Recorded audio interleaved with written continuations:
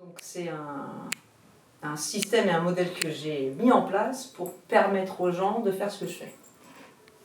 C'est-à-dire aller voir le dessous de l'iceberg. Voilà. Donc moi je fais partie de la catégorie des gens qui sont kinesthésiques, donc qui n'intègrent les informations que par la vibration et par le corps. Donc il y a déjà, c'est une catégorie de personnes, on est un pourcentage très faible de la population, à peu près 15%, selon les études ça change, mais on va dire à peu près 15% de la personne qui sont kinesthésiques. La plus grande majorité sont visuelles et la grande moitié c'est les auditifs et donc il y a les kinesthésiques. Et moi je fais partie de la catégorie des kinesthésiques hypersensibles. Donc ça fait de moi, sur certains aspects, une clairvoyante. Parce que j'ai des informations énergétiques, donc j'ai des informations de la part des gens qui ne sont pas à la conscience des personnes qui sont en face de moi. Donc à partir de là, j'ai des informations que les autres n'ont pas. Pour parler chiffres, notre cerveau reçoit à peu près 400 milliards de bits d'informations par seconde et notre conscience en traite 2000. Donc ça veut dire qu'il y a des milliards d'informations qu'on reçoit et qui passent complètement à l'as. Donc moi je fais partie de ceux qui traitent plus que 2000 bits d'informations secondes, puisque j'ai plus d'informations parce que je ne traite pas les choses par la conscience mais par le corps. Ça vient de là. Donc comment est-ce qu'on peut intégrer ces informations-là et comment est-ce qu'on peut avoir une visibilité sur ces informations-là? Donc vous savez tout ce que c'est qu'un iceberg. Ça va? C'est assez clair comme image. Pour vous, à peu près, immergé, on est à combien? 20 à 4 heures. 20 à 4 heures. On va tomber d'accord sur ce pourcentage-là ce soir. Ce soir, on est 24 heures iceberg. Experte en iceberg, ce soir. Pour avoir une image hyper claire, comme ça parle à tout le monde. Donc les fameux 20%, là, c'est la conscience. Et ça, c'est le non-conscient.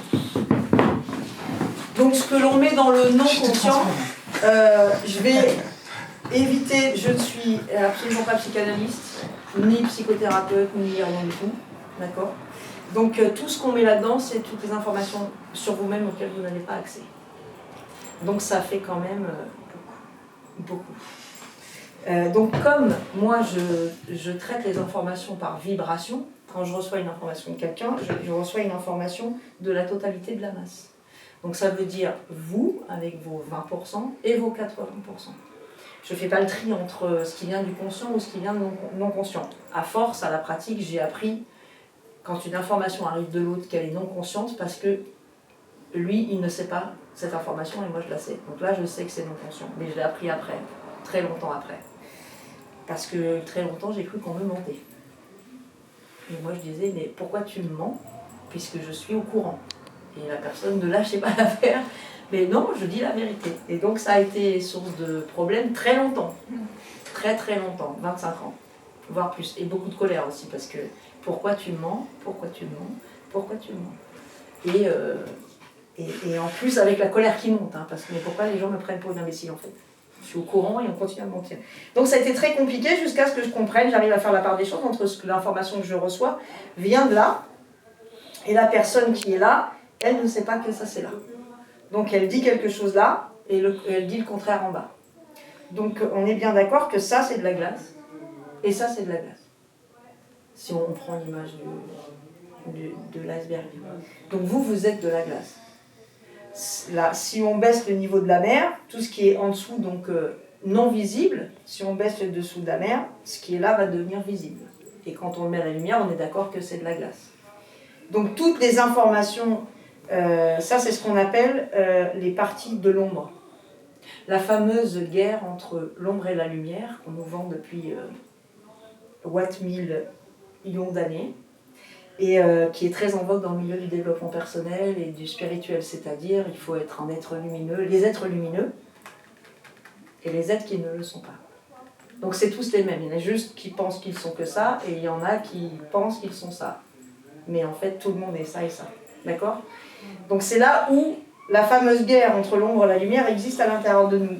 Tout va bien tant que ça et ça, c'est d'accord. Si ça dit « je veux quelque chose » et ça dit « je veux ça pareil ». Sauf qu'en règle générale, ça veut quelque chose et ça veut le contraire. Donc là, ça veut dire qu'on passe notre temps à dire « Ouais, moi je suis ça et je veux ça » et que ça, c'est le contraire. Alors, je ne sais pas si vous voyez la différence de masse, elle est bien claire. C'est-à-dire que ça, quand ça dit « je suis ça » et que ça dit « en vérité, je ne suis pas ça », qu'est-ce qui vibre le plus fort? Voilà. C'est là où on a un problème, en fait. Donc, la technique du tilt, c'est une technique qui permet, avec les mots, donc avec la vibration des mots, et justement la communication, comment est-ce qu'on communique, qui permet d'aller récupérer les informations qui sont là pour les remonter à la surface et pour qu'elles soient traitées.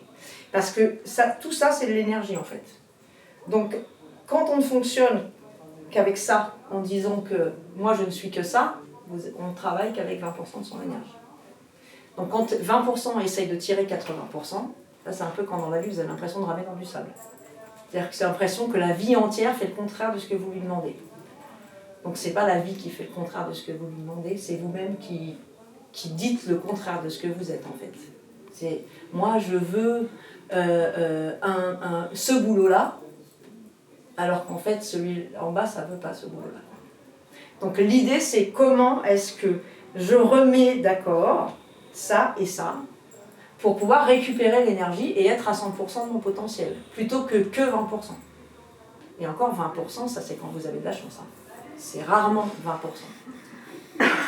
Ça, on est entre 5 et 15 en majorité. Plus les choses que vous mettez dans le déni, parce que ça s'appelle le déni, plus les choses que vous ne voulez pas voir, vous les mettez derrière, moins vous avez de place en fait. Donc plus votre territoire se rétrécit. Et vous avez l'impression que vous êtes un petit peu coincé dans votre vie. Parce que votre territoire il rétrécit parce que vous continuez à ranger des trucs derrière et donc le niveau de l'eau il monte. Et quand on a la sensation d'être là un peu. C'est bizarre, j'ai un peu l'impression d'étouffer. C'est juste que il y a beaucoup trop de choses non conscientes et beaucoup trop de choses, peu de choses conscientes. Et donc le plus compliqué, c'est que là au milieu, on a une petite barre qui s'appelle, on va l'appeler l'ego. On va être sympa, on va dire c'est ça. Ça c'est moi qui l'appelle comme ça. Vous pouvez l'appeler comme vous voulez. Il y a plein de choses qui se disent sur l'ego, mais nous on va dire que c'est moi je viens d'une communauté bouddhiste, dans la communauté on l'appelle l'amoureux. C'est celui qui prend tout pour lui et qui dit que tout lui appartient. Ben lui en fait, quand il dit je suis ça et que là c'est le contraire, il veut pas. Ben non, parce que c'est pas bien en fait. Là vous êtes une bonne personne et là vous n'êtes pas une bonne personne. Donc tout ce qui n'est pas d'une bonne personne, ben, ça va être rangé en dessous. Alors comme votre référence de la bonne personne, c'est pas laquelle c'est. La référence de la bonne personne de Cécile, c'est la référence de la bonne personne de Cécile, qui est peut-être ressemble à la référence de la bonne personne de Stéphanie, mais pas forcément sur tous les aspects, qui est certainement un peu différente de la bonne personne de Benoît, qui en plus est un garçon, donc c'est pas les mêmes références. Le bon garçon n'est pas le même que la bonne fille, hein, on n'a pas les mêmes, trimballe pas les mêmes boulets, hein, que Claire, qui ne trimballe pas les mêmes boulets de la bonne personne, que Anthony, qui lui, à son niveau 4, il s'est bien débarrassé de beaucoup de la bonne personne d'être Anthony. De Cécile, on avait déjà un petit peu approché Céline. Cécile, donc il n'y avait pas de Cécile, il y a une Céline. Donc de Céline, oui, il y a une Cécile, il n'y a pas de Sophie. Cécile et Céline et pas de Sophie. Je fais du langage vivant. Pour ceux qui vont parfois être choqués, des fois je dis un à la place de une. Je suis dans du langage, j'invente des mots des fois. Okay. Et j'oublie les prénoms. Voilà, faut suivre. Donc la référence de Céline au niveau de la bonne personne, ça lui appartient, et les références de bonne personne d'Olivier sont certainement différentes de toutes les filles, et aussi des garçons. Donc en fait, on part tous d'un système implicite qui dit une bonne personne c'est ça, sauf que tout le monde a une référence spécifique de la bonne personne.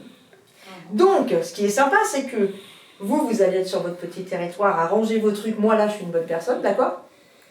Sauf que l'autre en face, par rapport à sa référence, vous n'êtes pas une bonne personne. Donc il va vous le dire, donc ce que vous croyez être une bonne personne, vous allez ranger en dessous, au niveau de la mer va monter, puis plus on va venir vous dire que vous n'êtes pas une bonne personne, par exemple que vous êtes une connasse pour les filles, vous êtes un connard pour les mecs. Ben à chaque fois qu'on vous dit ça, si vous écoutez les autres, vous allez ranger, dans le déni, dans « Ah ben ça, je peux pas être ça, puisque si je suis ça, ou si je dis ça, ou si je fais ça, je suis pas une bonne personne. » Donc je le range, j'arrête, hein, et puis ça fait monter le niveau de la mer, puis à la fin, vous avez un minuscule petit territoire, et vous commencez à vous ennuyer fortement.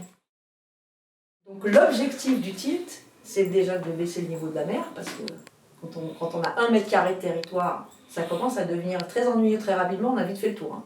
C'est bien quand on a de la place. Donc l'objectif, c'est de récupérer de l'espace et récupérer de l'énergie. Donc ça, c'est l'objectif de la technique.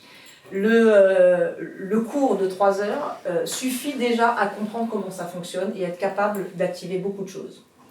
Déjà, c'est le plus douloureux en termes de théorie parce que c'est de la prise de tête. Après, on rentre dans la pratique. Après, on rentre dans l'émotionnel. Mais c'est ce qui va vraiment déjà, au départ, vous permettre de comprendre pourquoi ça fonctionne comme ça. Là, je vous ai fait du très gros je pense que vous avez déjà tous un petit peu, ça vous a dit sur plein de trucs, sur plein de situations, ah bien. Et du coup, comment, à tous ces endroits de situation où vous ne savez pas comment réagir, où vous sentez que vous dites non à la place de dire oui, où vous dites oui à la place de dire non, comment est-ce que je fais pour réajuster ça? Cette technique vous permet de vous réajuster et vous réaligner, parce que ça permet de rentrer dans ce qu'on appelle en analyse transactionnelle l'okness. Ça veut dire je suis ok et je suis ok. Je suis ok avec ça et ça est ok avec ça. Et donc vous êtes ok 100% de votre énergie. C'est l'objectif. L'objectif, c'est l'okness. C'est cette sensation de plénitude. Donc évidemment, on me parle souvent. Hein, moi, je suis thérapeute et je fais de l'accompagnement. Je ne me sens pas dans ma plénitude, je ne me sens pas entier. Un territoire de 2 mètres carrés, c'est compliqué de se sentir plein et entier. Et c'est très facile de se sentir enfermé. Donc l'objectif, c'est de récupérer, même si je ne vois pas ce qu'il y a en dessous, je sais que ça existe en fait. Et j'accepte d'en retirer toute l'énergie et je m'appuie dessus.